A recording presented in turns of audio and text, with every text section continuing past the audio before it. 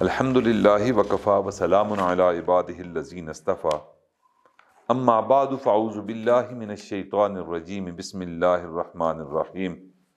یا ایہا الذین آمنوا کتب علیکم الصیام کما کتب علی الذین من قبلکم لعلکم تتقون سبحان ربک رب العزت عما یصفون وسلام علی المرسلین والحمد للہ رب العالمین اللہم صلی علی سیدنا محمد وعلی آل سیدنا محمد وبارک وسلم۔ گزشتہ روز ہم نے رمضان المبارک میں جو روزے فرض کیے گئے اس کے فلسفے اور حکمت پر بات کی تھی، اور اس بات کے دوران ہم نے اللہ تعالیٰ کے اس حکم کے مطابق روزے کی فلسفے اور حکمت کے پڑوسیوں کا دھیان رکھا جائے، معاشرے کے نادار لوگوں کا، مسکینوں کا دھیان رکھا جائے، اس پر بات کی تھی۔ اور واقعی اس روزے کی اس جہد کی طرف اگر ہم توجہ دیں تو یہ روزہ پرہیزگاری کا ذریعہ بن جائے گا، اور اگر ہم دوسروں کی بھوک، دوسروں کی پیاس، دوسروں کے غم کا لحاظ رکھیں گے تو اللہ تعالیٰ ہمیں بھی ان تکلیفوں سے نجات عطا فرمائیں گے۔ اور حاجت مندوں کی مدد کرنے کے بارے میں اور ضرورت مندوں کی ضرورت کا خیال رکھنے کے بارے میں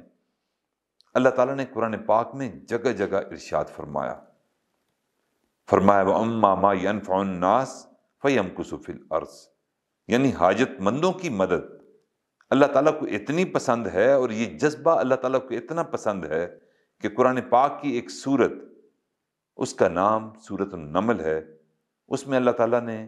ایک چیونٹی کا واقعہ، جو لشکر حضرت سلیمان علیہ السلام کا آ رہا تھا، اس چیونٹی کا مکالمہ جو اس نے اپنے ماتحت چیونٹیوں کے ساتھ ہمدردی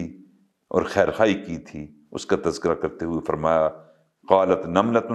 یا ایھا النمل ادخلوا مساکنکم لا یختمنکم سلیمان وجنودہ وہم لا یشعرون۔ اب یہ جو ہمدردی ایک چیونٹی نے اپنی ماتحت چیونٹیوں کے ساتھ کی کہ سلیمان علیہ السلام کا لشکر آ رہا ہے، اے چیونٹیوں تم اپنی رہائش گاہوں میں، اپنی بلوں میں گھس جاؤ، ایسا نہ ہو کہ لاشعوری طور پر سلیمان علیہ السلام اور ان کا لشکر تمہیں کچل نہ دے۔ یہ جذبہ اللہ تعالیٰ کو اتنا پسند آیا اس چیونٹی، جو ملکہ چیونٹی تھی، اس کا جذبہ کہ اللہ تعالیٰ نے اپنے کلام مبارک کی ایک سورت کا نام ہی سورۃ النمل یعنی چیونٹی رکھ دیا۔ اور واقعی نبی علیہ السلام کی حدیث مبارکہ ہے کہ خیر الناس من ینفع الناس، تم میں سے سب سے بہترین انسان وہ ہے جو لوگوں کی نفع رسانی کرتا ہے۔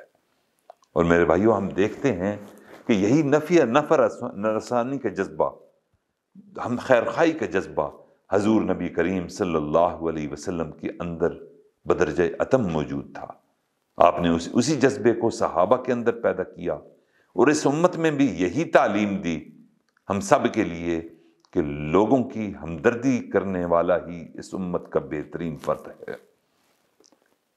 نبوت کے اعلان سے پہلے نبی علیہ السلام غار حرا سے تشریف لائے۔ واپسی پر خدیجہ الکبریٰ رضی اللہ تعالیٰ عنہ نے پوچھا تو آپ نے فرمایا آپ کانپ رہے تھے، آپ کو اپنی جان کے جانے کا خوف تھا، تو آپ نے فرمایا کہیں ایسا نہ ہو کہ مجھے موت آ جائے۔ تو حضرت خدیجہ رضی اللہ تعالیٰ عنہا نے فرمایا کہ کاللہ واللہ ما یخزیک اللہ ابدا، اللہ تعالیٰ آپ کو کبھی بھی ضائع نہیں فرمائیں گے۔ اور یہ قسم کھا کر انہوں نے بات فرمائی، اور پھر اخلاق گنوائے کہ ان اخلاق کی وجہ سے اللہ تعالیٰ آپ کو ضائع نہیں فرمائیں گے۔ وہ اخلاق کریمانہ کیا تھے؟ وہ یہ تھے انک لتصل الرحم، اے محبوب آپ رشتہ داروں سے رشتہ جوڑنے والے ہیں، وتحمل الکل، بے سہاروں کا بوجھ اٹھانے والے ہیں، وتکسب المعدوم، جن کے پاس کچھ نہیں ہوتا آپ ان کو کما کر دینے والے ہیں، وتقری الضیف، اور مہمان نوازی کرنے والے ہیں، وتعین علی نوائب الحق، حق راستے میں لوگوں کی مدد کرنے والے ہیں۔ چنانچہ یہ جب اخلاق عظیمہ آپ کے اندر ہیں تو اللہ تعالیٰ آپ کو کبھی ضائع نہیں کرے گا۔ میرے بھائیوں، یہ روزے کے ایک فلسفہ ہے کہ ہم بھی بے سہاروں کا بوجھ اٹھائیں، ہم بھی رشتہ داروں سے جڑیں، اور جن کے پاس کچھ نہیں ہوتا ہم ان کو بھی کما کر دیں، اور مہمان نوازی کریں، اور حق راستے میں لوگوں کی مدد کریں۔ اس حدیث مبارکہ میں بھی میرے بھائیوں دوسروں کی ہمدردی ہے۔ اگر اس روزے کے اندر یہ ہمدردی کے جذبات اپنے پڑوس کے بارے میں، اس معاشرے کے پسے ہوئے طبقے کے بارے میں ہم اپنے اندر پیدا کرنے میں کامیاب ہو جاتے ہیں، تو اللہ تعالیٰ نے جو اس روزے کی حکمت اور فلسفہ بیان فرمایا ہے، وہ روزے کی حکمت اور فلسفہ کے پرہیزگار بن جائیں اس روزے کی وجہ سے، تو واقعی اللہ تعالیٰ ہمیں تقوی والی زندگی عطا فرما دیں گے۔ میرے بھائیو، خیر خواہی کے متعلق ایک بڑا اصول ہے، حدیث مبارکہ ہے کہ ارحموا من فی الارض یرحمکم من فی السماء، یعنی جو مخلوق زمین میں ہے تم ان کے ساتھ رحم والا معاملہ فرماؤ، یرحمکم من فی السماء، جو آسمانوں میں ہے یعنی خالق وہ تم پر رحم فرمائے گا۔ کیسا دین فطرت ہے ہمارا، کیسا پیارا اور سادہ اصول بیان فرما دیا کہ بندے کو رحیم و کریم ہونا چاہیے، اس انداز میں کہ جس طرح اللہ رحم فرماتے ہیں بندہ بھی رحم کرنے والا ہو، جس طرح اللہ کرم فرماتے ہیں بندہ بھی دوسروں کے لیے کریم ہو، جس طرح اللہ تعالیٰ رزق ہمیں عطا فرماتے ہیں تو ہم بھی اللہ کے دیے ہوئے رزق سے محتاجوں کو کھانا کھلانے والے ہوں۔ چنانچہ میرے بھائیوں یہی خدمت خلق کا جذبہ ہے کہ جس جذبے کو اللہ تعالیٰ بھی چاہتے ہیں، اور یہی ہمدردی کا جذبہ ہے، یہی خیر خواہی کا جذبہ ہے کہ اللہ تعالیٰ روزے کے ذریعے ہمارے اندر پیدا کرنا چاہتے ہیں کہ ہم بھی معاشرے کے پسے ہوئے طبقات کو، ہم بھی مسکینوں کو کھانا کھلانے والے بن جائیں۔ میرے بھائیوں حدیث مبارکہ ہے کہ حضور نبی کریم صلی اللہ علیہ وسلم نے ارشاد فرمایا، من نفس عن مسلم قربۃ من قرب الدنیا نفس اللہ عنہ قربۃ من قرب یوم القیامہ، کہ جو بندہ بھی کسی مسلمان سے دنیا کی کسی مصیبت کو اٹھا لے گا، ہٹا دے گا، اللہ تعالیٰ اس کے بدلے اس بندے سے قیامت کے دن کے غموں کو دور فرما دیں گے۔ میرے بھائیوں یہ اصول ہے شریعت کا، اور اللہ تعالیٰ یہ چاہتے ہیں کہ بھوک اور پیاس کے دوران ہمارے اندر دوسروں کی ہمدردی آ جائے کہ بھوکا کیسا وقت گزارتا ہوگا، جس کو پیاس لگی وہ کیسا پیاس میں وقت گزارتا ہوگا کہ پینے کے لیے اس کے پاس پانی نہیں۔ تو ہمیں اس روزے کے ذریعے یہ احساس دلانے کی اللہ تعالیٰ نے کوشش کی کہ دوسروں کی مصیبتوں کو تم کم کرو، روزے قیامت کی مصیبتوں کو اللہ تم سے کم کرے گا۔ اور اسی طرح نبی علیہ الصلوۃ والسلام نے ارشاد فرمایا، وَمَنْ يَسَّرَ عَلَى مُعَسِّرٍ يَسَّرَ اللَّهُ عَلَيْهِ فِي الدُّنْيَا وَالْآخِرَةِ، جس نے کسی مشکل میں گرفتار کے لیے آسانی پیدا کر دی۔ مشکل کیا ہے کہ گھر میں بچے ہیں، مشکل کیا ہے کہ گھر میں بیوی ہے،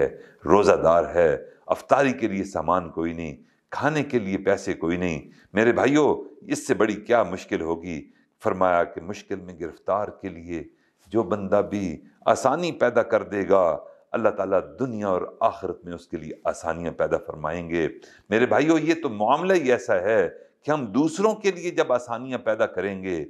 تو اللہ تعالیٰ ہماری زندگی کو بھی آسان فرمائیں گے۔ آج ہم دیکھتے ہیں کہ ہر طرف پریشانی ہے، ہم ہر طرف دیکھتے ہیں کہ شکوہ ہی شکوہ ہے، کوئی معاش کا شکوہ کرتا ہے، کوئی گزران کا شکوہ کرتا ہے، کوئی کھانے پینے کی نعمتوں کی کمی کا شکوہ کرتا ہے، ہر بندہ رونے میں مصروف ہے۔ وجہ یہ ہے کہ جب دوسروں کے غم کو ہلکا کرنے کے لیے ہم نے اپنی جستجو چھوڑ دی تو اللہ تعالیٰ نے بھی ہماری کوئی فکر نہ کی۔ آج اگر ہم یہ چاہتے ہیں کہ ہم سکون والی زندگی گزاریں، آج ہم یہ چاہتے ہیں کہ حلال طیب رزق سے ہم کھانا کھائیں اور ہمارے بچے اور اہلیہ کھانا کھائے، تو ہمیں دیکھنا ہوگا کہ ہمارے پڑوس میں ایسے کون سے نادار لوگ ہیں، غریب لوگ ہیں کہ ہم ان کے کھانے کا بندوبست کر سکیں۔ میرے بھائیوں اس چیز کا ہم لحاظ رکھیں گے، اللہ تعالیٰ ہمارے لیے آسانیوں کا لحاظ فرمائیں گے۔ اور حدیث مبارکہ ہے، نبی علیہ الصلوۃ والسلام نے ارشاد فرمایا، واللہ فی عون العبد ما کان العبد فی عون اخیہ، اور اللہ تعالیٰ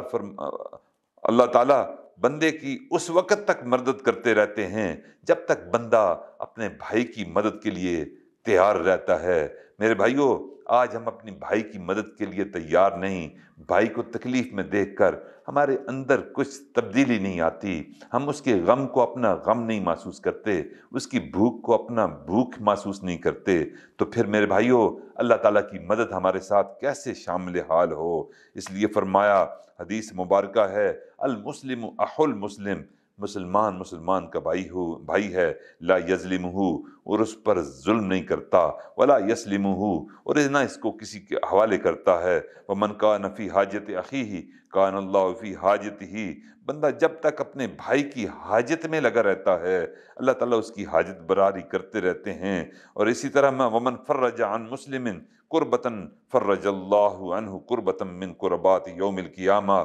جو مسلمان بھائی کی تنگیوں کو آسان بناتا ہے، اس کی تکلیفوں کو دور کرتا ہے، اللہ تعالیٰ اس کی یوم قیامت کی تنگیوں کو، یوم قیامت کی مصیبتوں کو دور کرتا ہے۔ میرے بھائیوں، یہ دنیا کا ایک اصول ہے، اور یہ اصول کیا ہے کہ جیسا کرو گے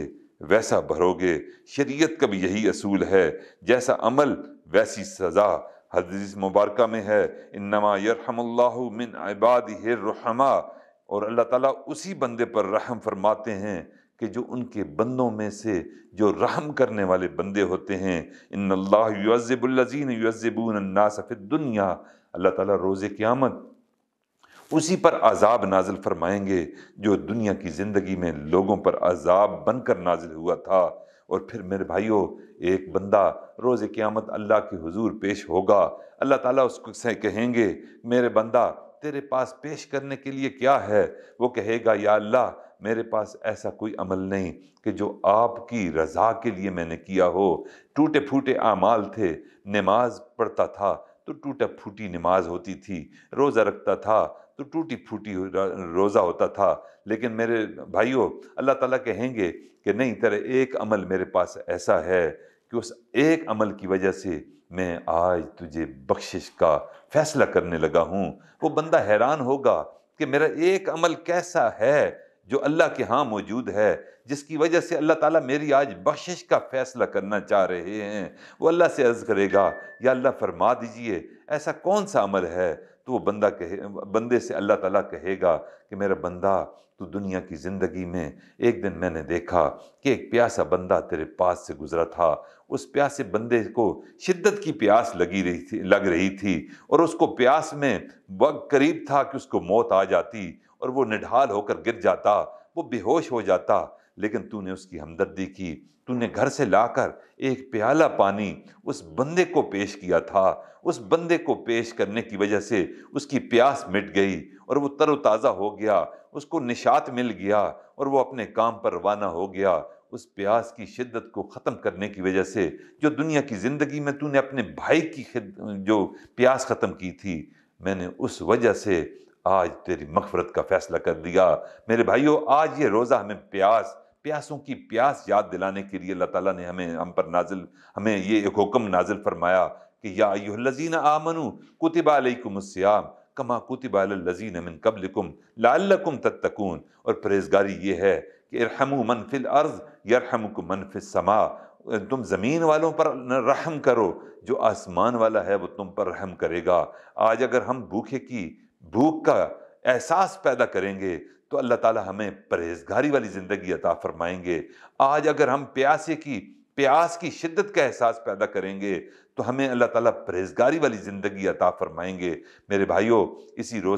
روزے کا یہی فلسفہ ہے، روزے کی یہی حکمت ہے، اور اللہ تعالیٰ کی منشا بھی یہی ہے کہ ہم مخلوق کے دکھوں کو کم کریں، پیاسوں کو پانی پلائیں، بھوکوں کو کھانا کھلائیں۔ یہی روزے کا فلسفہ اور حکمت روزے کے ذریعے اللہ تعالیٰ ہمارے اندر پیدا کرنے کی ایک کوشش کر رہا ہے۔ ہمیں بھی چاہیے کہ روزے کے اس فلسفے کو لے کر ہم بھوکوں اور پیاسوں کی جو بھوک ہے اور پیاس ہے اس کا احساس اپنے اندر پیدا کریں، اور اپنے پڑوسیوں کا اور اپنے معاشرے کے دیگر پسے ہوئے طبقات کا لحاظ رکھتے ہوئے روزے کے اس فلسفے کے مطابق ہم روزے کی تکمیل کریں۔